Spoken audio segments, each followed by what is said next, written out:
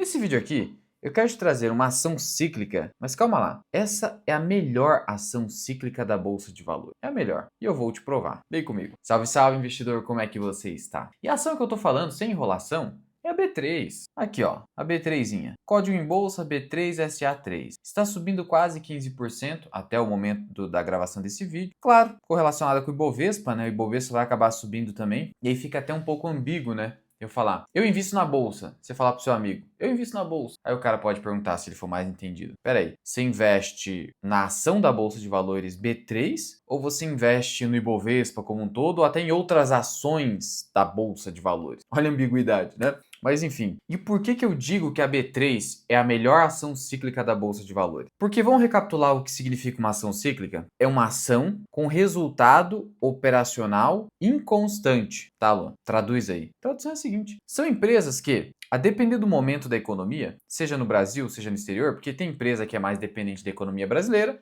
tem empresa que é mais dependente da economia lá fora. Depende muito, né? Só um exemplo para você.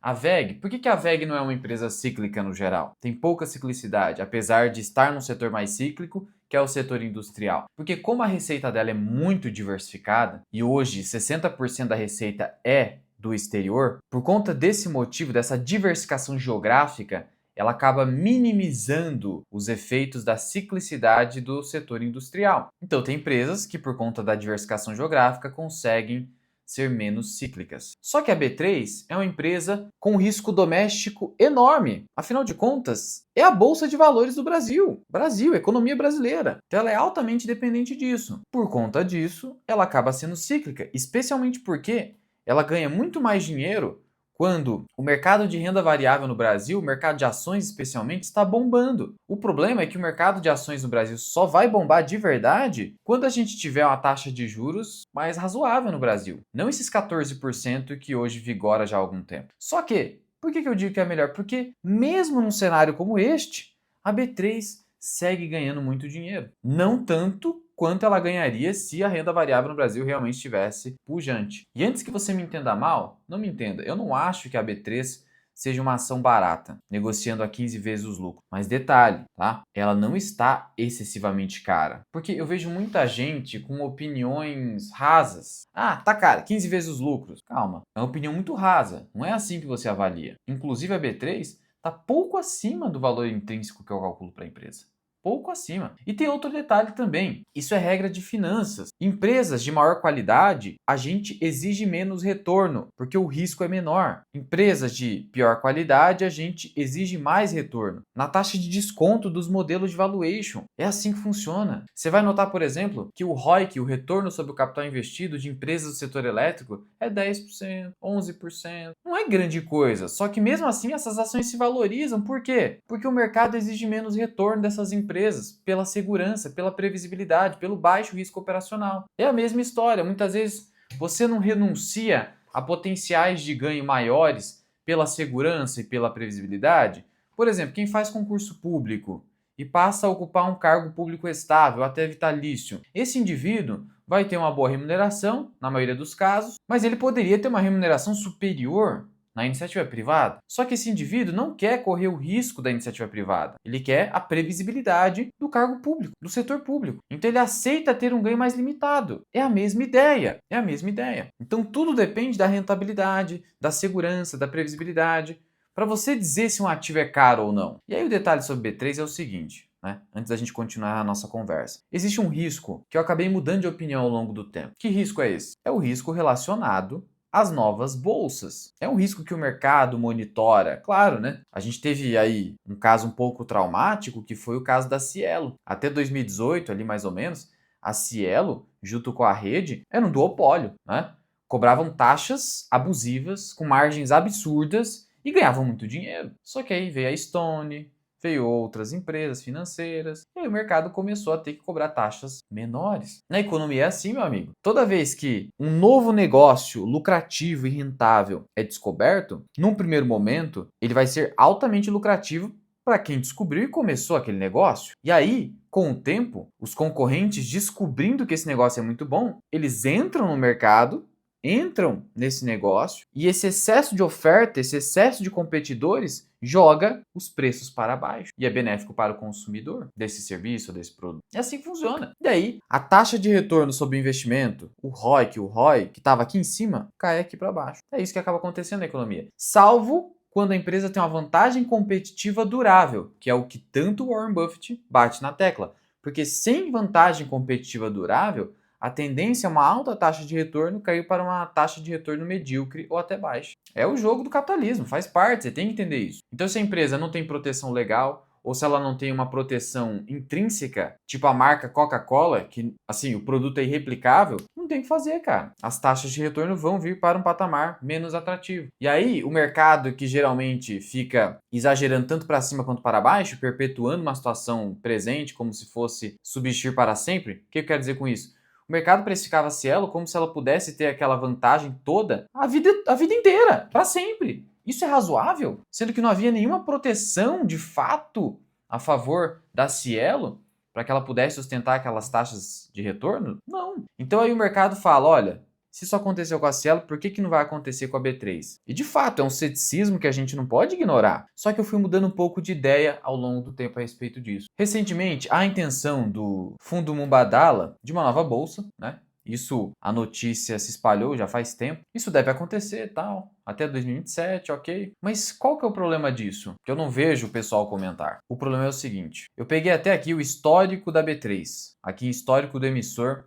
no formulário de referência. Olha só aqui esse trecho, presta atenção. A B3 é resultado da combinação entre BMF-Bovespa, Bolsa de Valores, Mercadorias e Futuros, e a CETIP, Mercados Organizados, consumada em 29 de março de 2017.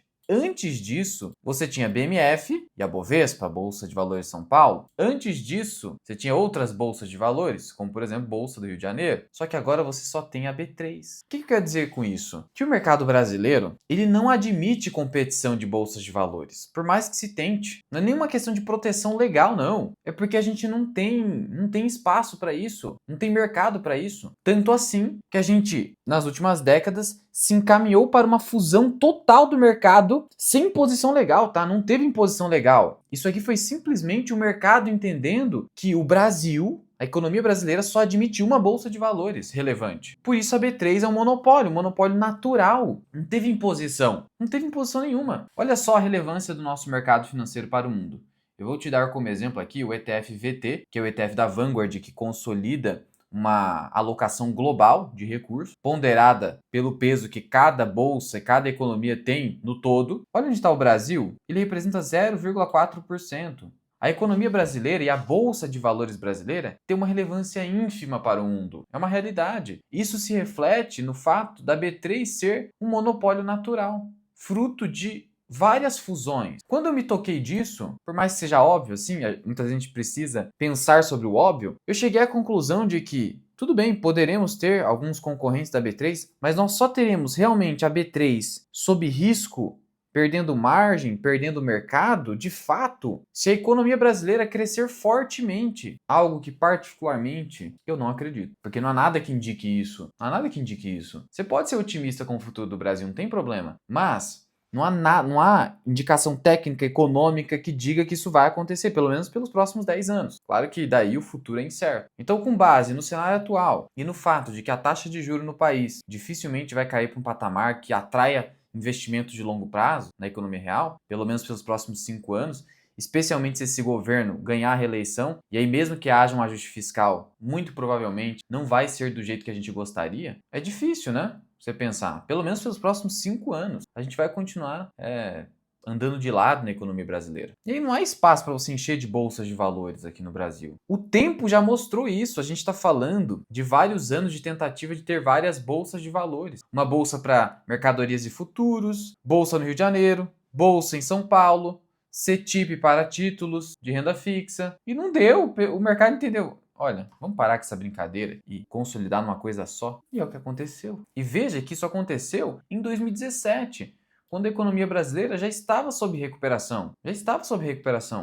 Juros já estavam caindo. Então, teoricamente, seria um momento propício para você criar uma nova bolsa de valores. Não agora, né, com juro a 14%. Por isso que eu sou cético. tá? Eu me tornei cético em relação a essa narrativa de que a B3 vai perder posição competitiva, vai perder a sua, não é nem liderança, o seu monopólio de mercado, porque é um monopólio natural, dada a circunstância brasileira. Então hoje eu vejo a B3, para resumir, como um monopólio natural estrutural. Não é nem só uma conjuntura, não. Tudo pode mudar no futuro, claro. Mas por hora, essa é a minha tese a respeito da B3. Dito isso, será que é uma empresa cíclica mesmo? Ela é. Olha, deixa eu te mostrar aqui os resultados da empresa. Vou pegar um histórico mais longo. Olha só que interessante. Olha o que aconteceu com a ação justamente a partir de 2016 e 2017. Com a ação não, com a empresa. O seu resultado em 2017 saiu de 1,3 bilhão de reais e saltou para quase 5 bilhões de reais. Olha a multiplicação de resultado. Mas, quando a renda variável está enfraquecida no Brasil, olha o lucro andando de lado. Ele ficou em 1,14 bilhão em 2010 até 2016, 1,45 bilhão. 2014, teve até queda. Ó. Então, quando a renda variável está indo mal,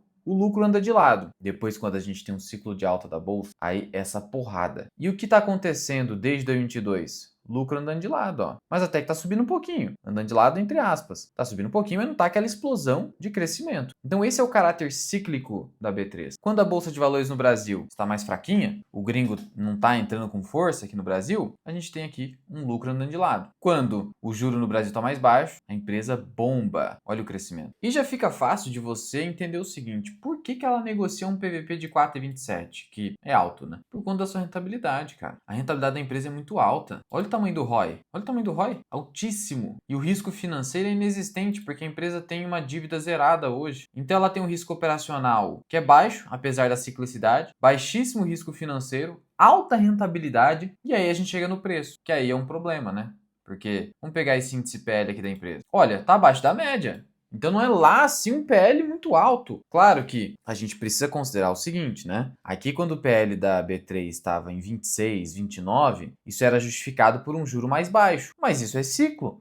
A empresa é cíclica. Então, será que isso é um problema? E olha só, pegando aqui alguns destaques da empresa no primeiro trimestre de 2026. A receita, em comparação com o primeiro trimestre de 2025, cresceu 20%. Então, olha só que interessante. Mesmo num cenário de renda variável, mais ou menos, ela cresce receita com força. A IPO já faz uma cara que não tem. Follow-on, não são tantos também. Tudo isso são fontes de receita que a empresa não está tendo. E aí, o que eu quero te mostrar aqui é algo espetacular. Talvez seja a empresa com a maior margem EBITDA do país. Pensando em empresas da Bolsa de Valores. Ela tem uma margem EBITDA recorrente, excluindo-se fatores não recorrentes, de mais de 70%. Sinceramente, me prova uma empresa que tem uma margem EBITDA recorrente, até fora da Bolsa de Valores, de 71,6%. Não vale empresa que não está no regime de lucro real. Empresa do Simples, não. Cara, sinceramente, essa margem EBITDA aqui é altamente improvável. E aí a margem líquida também é alta, porque a empresa não gasta nada com despesas financeiras, ela tem um resultado financeiro positivo até. Então você imagina, olha só, se a empresa é capaz de entregar 3.200 por trimestre de receita, se eu multiplicar por 4, eu estou falando de quase 13 bi de receita. Vamos colocar na virada do ano 13 bi de receita. Ela entregando uma margem EBITDA de 70%, 71. Eu estou falando de um EBITDA de 9,2 bilhões. 9,2 bilhões de EBITDA, se eu multiplicar, sei lá, por 10, a empresa poderia valer, numa relação preço-EBITDA, né? Que não é muito utilizado, mas supondo, mais de 90 bilhões. Quanto que ela vale? Aqui no Investidor 10, só clicar em empresa, ela vale 78 bilhões, tá vendo? Ou partindo da ótica do lucro líquido mesmo. Ó, numa análise vertical aqui, entre lucro recorrente e EBITDA recorrente, a gente está falando que mais ou menos 73% do EBITDA vira lucro líquido no bolso do acionista. Então esses 9.300, né, que a gente colocou aqui, vezes 0,74, quase 7 bi. Ela tem condições, você tem noção que ela tem condições de entregar quase 7 bilhões de reais de lucro? Vamos até pegar o histórico de novo aqui da empresa. Ela entregou menos de 5 bi. Cara, se isso acontecer, vai ser recorde histórico. Então esse é o potencial da B3. É um potencial de entregar, vamos colocar para baixo, 6 bi de lucro. Né? Se ela entrega 6 bi de lucro e ela vale seus 78 bilhões, então 78 dividido por 6 é a relação preço-lucro de 13. E isso sem contar com o potencial futuro da empresa em virtude de um mercado de renda variável que poderia bombar em dado momento. Mas a incerteza temporal tem que estar no preço. Por isso que ela vale um múltiplo de 15 hoje, ou até 13 projetado, enquanto que ela já chegou a valer 25 vezes os lucros. Então esse é o caso da B3. Uma empresa com payout de mais ou menos 40% a 50%. Então, teoricamente, ela remunera bem o acionista. E aí você tem um retorno esperado a partir disso, com um ROI que fica acima de 20%, né? Se eu tiver um ROI de 20%, ela consegue até mais, vezes 60% de retenção de lucro, eu estou falando de 12% ao ano de crescimento. Se ela negociar a um múltiplo de 12 a 15 vezes os lucros, ela não está tecnicamente cara. E qual é o valor intrínseco dela, Luan? Isso eu disponibilizo para os membros, tem relatório ali na comunidade FMI. Aqui na comunidade FMI, Formação Mirai Invest, você tem os vídeos exclusivos que eu publico para os membros do canal. E aqui embaixo você tem os relatórios de análise. Olha o relatório da B3 aqui. E relatório da B3. Eu vou atualizando pelo menos a cada trimestre aqui, conforme aquilo que seja realmente mais relevante para você. E além de tudo, você conta com o meu curso, Formação Mirai Investing. Então, nessa comunidade você tem um curso completo, 40 horas aula, ações, fundos imobiliários, renda fixa, exterior, etc. Você tem relatórios de análise, escritos sem IA por um CNPI. Você tem a minha carteira pessoal e os vídeos relacionados à minha carteira. E você tem aqui a planilha de valor intrínseco das ações que eu mais gosto e aquelas que eu detenho no momento no meu portfólio pessoal de investimento. Então teste a comunidade, você pode cancelar a qualquer momento. Agora, se você quiser só os vídeos exclusivos e só a planilha de valor intrínseco, aí basta acionar membro do canal, que é a assinatura mais barata, mensal. Só clicar aqui embaixo em Seja Membro, também cancelando a qualquer momento. Mas o que eu posso te antecipar é o seguinte, para pequenos aportes, esse preço aqui não é ruim, tá? Não é ruim.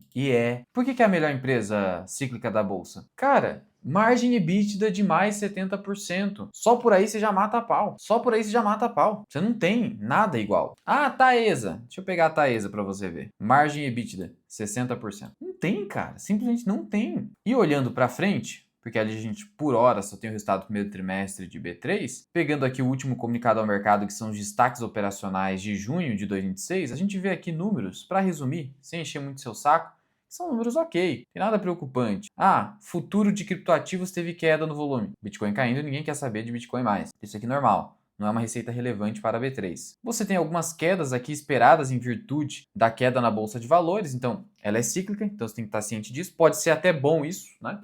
Que a gente pode eventualmente comprar mais barato, mas fora isso, vai ser aquele tipo de empresa que não vai ficar te dando dor de cabeça. A única dor de cabeça futura que você poderia ter com a B3 seria o quê? De fato, um concorrente de peso tomar um pedaço relevante do mercado da B3. Mas isso hoje, pelos motivos que eu já trouxe exaustivamente aqui nesse vídeo, eu entendo que esse cenário seria improvável. Mas então, e você? O que você acha da B3? De novo, eu confesso que eu mudei de ideia. No passado, eu era mais cético em relação a investir na B3. Hoje eu não estou mais assim, porque eu não consigo ver de fato o Brasil conseguindo incorporar concorrentes à B3. Mas eu quero saber a sua opinião. Qualquer dúvida ou sugestão é só colocar aqui embaixo. Fui!